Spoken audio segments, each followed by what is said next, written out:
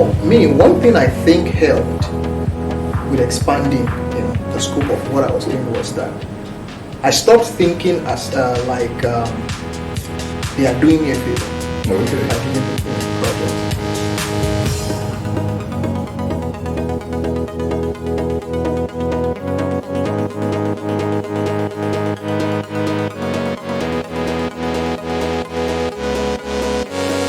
Hello everyone, welcome to another episode of Beyond 9 to 5 Freelance Exposed.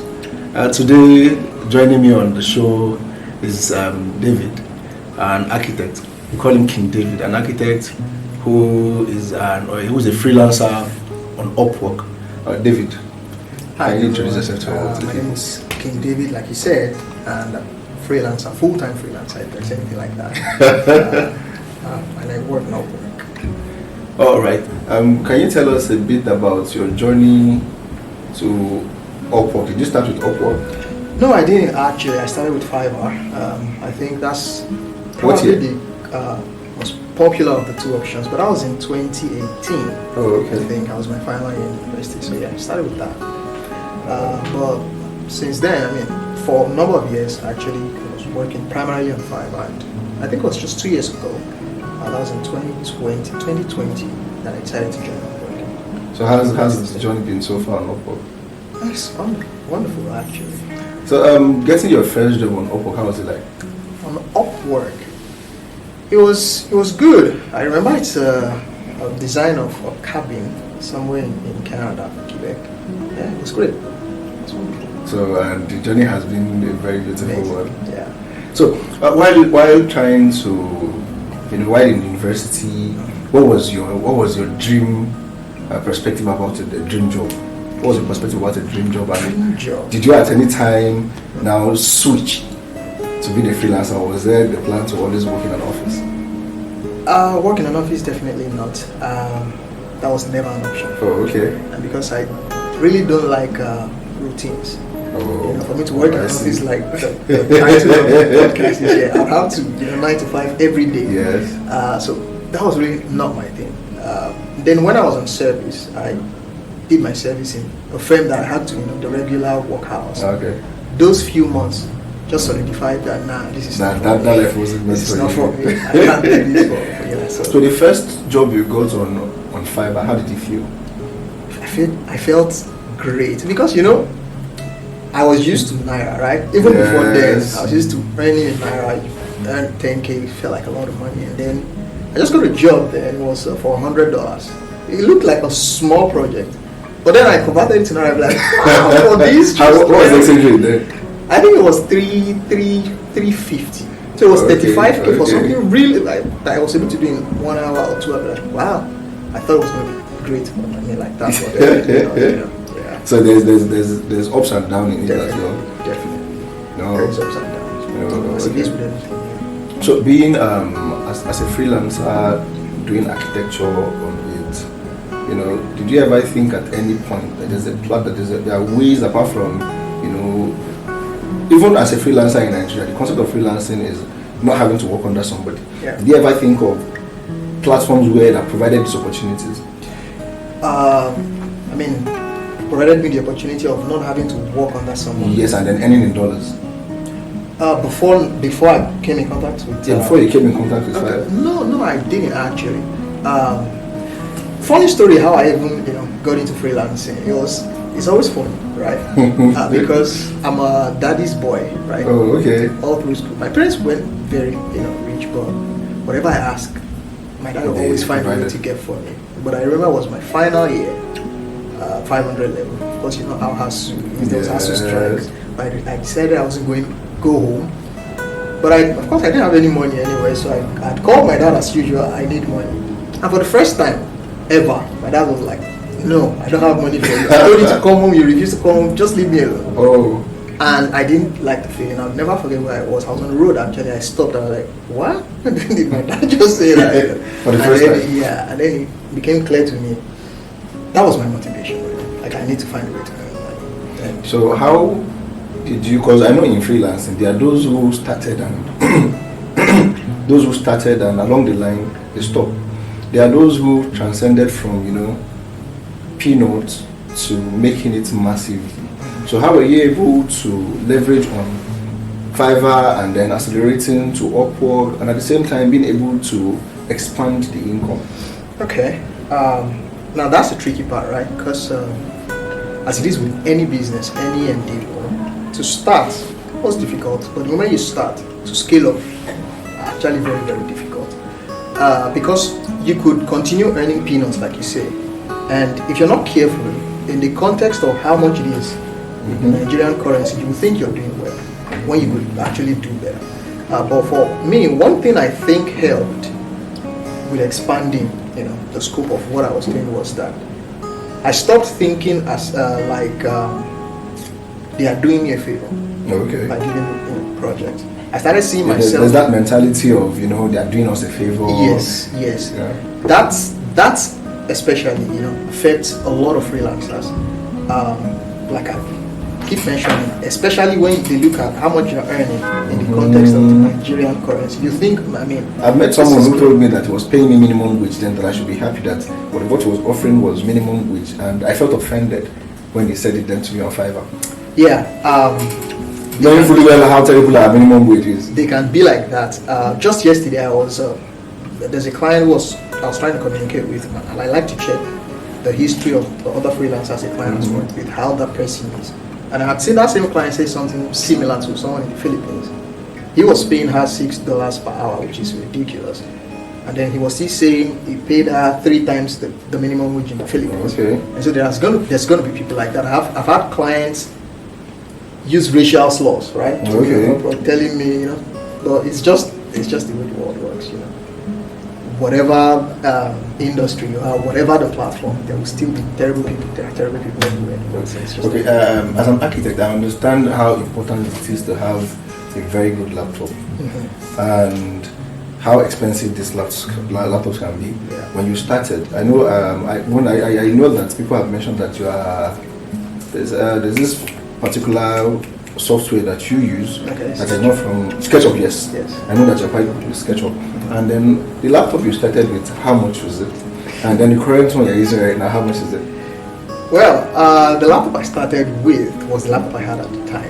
I think it was very cheap. It was a used Dell laptop. The laptop was very small, 13-inch laptop, and it was in bad shape. When I said bad shape, I mean bad shape. My mates call it skeleton then. All the case broken, everything bad. Well, there was no battery. The moment they take light, the laptop is all. So you have to always save as you're working. You have to be saving as you're working. Understand? And it was terrible. And there was even a time the laptop packed up, right? I didn't have enough money to buy another laptop. And that's another thing. As it is, because when people hear freelancing, sometimes they think it's going to be easy. Like, it's just easy peasy, you just go in there, someone gives you. But the same things that apply to every other thing you want to do applies to it. Because I remember there was a time my laptop was bad. I had about 3 projects to submit. I didn't have a laptop. That sounds like a good excuse to find my laptop is bad. But I had to stay at a friend's place for 3 days. There were 3 of them who were staying together, all architects. And because they have laptops I could use, right? I will sleep in the afternoon, because in the afternoon they are using their laptops too. So when they are sleeping at night, I then start using their laptops. So the load wasn't even smooth at all? It wasn't smooth. It was never smooth, So it's just, you just have to dig in. The laptop I was using then, I think I bought it 85,000 or something. That's the famous skeleton. So right now, the cost of right now, it's still in there I use. But I think I bought my laptop, the one I use, 1,250,000. Oh wow, that much? It's an investment. Like to be able to do it. Well, that's true. Between then and now, how many laptops have you used? I think 4, 5. 5. Yeah. So it's been a journey. It's been. So and very soon there's going to be another laptop coming in. I don't think so. Oh, well, I have that. It's good. It's very good. Yeah. Right. Okay. Thank you all so far. Hope you have been enjoying our show so far. Please do not forget to like and subscribe to our channel and follow me on all social media handle. My name is still Ezioku on all social media platforms, TikTok, Instagram, and Twitter. And please, our guest here today, can you tell our people your social media handle? Yeah, King David, but it's spelled differently. Oh, how do you spell? Different social media handles. On Instagram, it is King David, KHING_David. Okay. On Twitter, it is KING_David, but for the David, DAVIW on Twitter. Alright. Yeah. So there's this question I have for you. As much as what do I do as an architect? So the audience now are basically architects. So what do I do as an architect to leverage on either Fiverr is still very functional, right? Yes, it is. And Upwork too. Okay. Right. So what do I do to leverage on this platform? And two, as a freelancer, what are the things that I should not do? That's right. Well, the what do I do part, I'll make it short because almost everybody out there already covers that. Oh, okay. But my favorite section is always what not to do because almost nobody talks about that, and many times it is as important, sometimes even more important than what to do. Right. So I'll start with what to do. As we have said since, you have to change how you think. Your audience, your client base is now international. Okay. For example, whatever country you're from, say Nigeria for example, you have to stop thinking like a Nigerian architect designing for Nigerian Dealing with the clients. Nigerian clients. You have to think that your client base now is different. Okay. Talking about architecture, what your clients know as architecture to be is different. So you personally have to make sure you actually change what you know architecture to be too. I'll give a very common and easy example. In Nigeria or in any British colony, if you're going to talk of a building that has numerous floors, the very first floor you enter, we call it ground floor. Then the next one is first floor. But in North America, they don't have ground floor. They start from first floor, second floor. Okay. It might look like a small detail, but say a client is communicating with you and be like, on the second floor, I want so. You are thinking the second floor is the third floor, yes. you know? So you could get it mixed up. Okay. So the first thing you need to do is realize your client base is international. Okay. Expand. What do they? And funny thing is, one of the best platforms for me to get to know how these people think is movies. Yeah, I watch movies a lot. Yes, I think that is for most of the perspective we have about the Western world. The movie educates us so much about them. If you care to take note, actually. Yeah. So what they call spaces, for example, you hear powder room. A powder room is just visitor's toilet. We call it visitor's toilet. Yeah, right. In Northern America, they call it powder room. In Canada, for example, they call a bathroom washroom. So small details like that, you can get you confused. Make a client look at you and be like, you don't know what you're saying. Right. Because the client is, for example, on the phone with you and saying, I want the washroom to be, and you're asking, what is a washroom? Small details like that, the client will be like, did you even know what we're talking about? Are you sure you're an architect if you don't know what a washroom is? So a quick one, right? Now, I noticed that for freelancers, they talk about the importance of the location of one's account. Now, is it possible to operate a local account?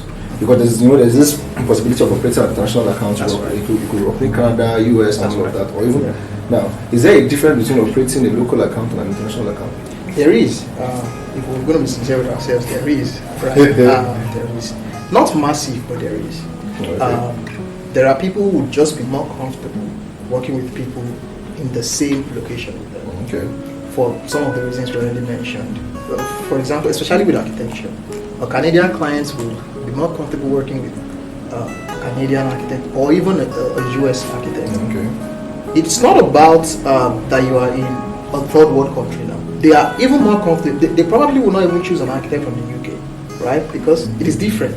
Right. Architecture is really different. The perspective. And so, the perspective to design, to what the needs. Okay. It snows a lot in Canada, right? And so in your design, you must have something. So these details, you have to understand them, and not just designing from an abstract point of view. That's very correct. So it matters, but not a lot, really. Okay. The most important thing is what you have to offer. Hopefully, maybe if you would like us to discuss on how to create an account on Fiverr, on Upwork, you can drop it in the comments and they will attend to that. And I'm sure that David will be very, very, very, very, very, very willing to come back and then educate us on that. And do you think that do you have any advice for people that are already, there are some people that are doing freelancing and are struggling, and there are those who want to venture into it. Do you have any advice for these two categories of freelancers? Yeah. For those who are already in and they are struggling, most times, if you're already in, you have an idea, right? But most times you just have to, what do you need to fix? One thing I always do is from time to time, no matter how well you're doing, especially if you're struggling, go into other people's profiles who are doing well in the same niche that you are. Look at their profile, study, learn. What is this person doing that I'm not? You look at your profile, you look at their profile, what details? Because these things are just algorithms, right? There are some small details, that you probably just need to put 2 or 3 words in your profile. And so when the client search, there'll be a hit, Sometimes it's as simple as that. Right? So what do you think is harder to maximize the platform? Somebody who is struggling, who knows the platform, who's probably not doing all the things right, and somebody who is just venturing into it. Who do you think has a better chance at hitting it? I'm not sure there is a difference. Well, I think that there's always this vibe, this initial energy as a starter. Yeah. Compared to somebody who is already on the platform and feels that the world is against him. Well, first, the world is not against you. The world is not against you. At least not in that context, right? But for someone who's already there, it's different, really. For someone who's already there, the fact that you are still there and you are still, working on it till now, which means you have staying power. You have an advantage. You just need to look for what to do right, and you'll be good. Well, I think it is also very, very important for people to research as much as they are eager to earn money, because most times they see you doing well and they be like, "I'll buy anything for the money. Show me the way," and nobody will know how you started with a power bank for a laptop. Exactly. Right. So on a final note, when you started, you said the first job you got was $100. So will you be willing to give us, I know people are usually very discreet in this part of the world to discuss how much they earn for security reasons as well. Of course. Can you give us a range of how much one can make or how much you make right now compared to then? How much I make now? Or you can even expand it to, for as an architect, there are some relatable designs and how much you charge for these designs. Really? Well, for how much you charge for designs, as it is with any client in architecture, most times it's not about a fixed fee. You look at the client here, Oh, okay. So that's a part of the things you really need to get good at if you're gonna, Some clients, for example, if a millionaire wants to buy a car and he says he wants a Ferrari, for example, and you tell him it's $30,000, he's not going to trust you. That's a lot of money, right? But it's not going to trust the Ferrari. He'll be like, that's too cheap. Yes, it's too cheap for the value of a Ferrari. But for someone who is not a millionaire, wants to buy a car, say they both don't even care who makes the car, and you tell him $30,000, he'll be like, that's expensive, right? So you have to actually study your client. There will be pointers if you are. So on the part of how much just give us a range. Just give us a range. Well, it's different month to month, but on a monthly basis, average about 5 figures. Right. Yeah. So you can see that, ladies and gentlemen, you can see that the freelancers are making it, and just as it is in the 9 to 5, whereby everyone is not going to have to be the major earner. In freelancing as well, there are those who earn really well, and I can tell you for a fact that King David is one of them. And as I said, you can follow him on all social media handles to learn more. If you want him to come back again and educate and tell us more about how to leverage, how to create an account, please just drop it in the comment section. We hope that you have enjoyed this episode. Please kindly follow us on all social media handles. I'm Ezioko on all social media handles. Please do not forget to like and subscribe to this channel for very informative content, and we hope to see you on the next episode.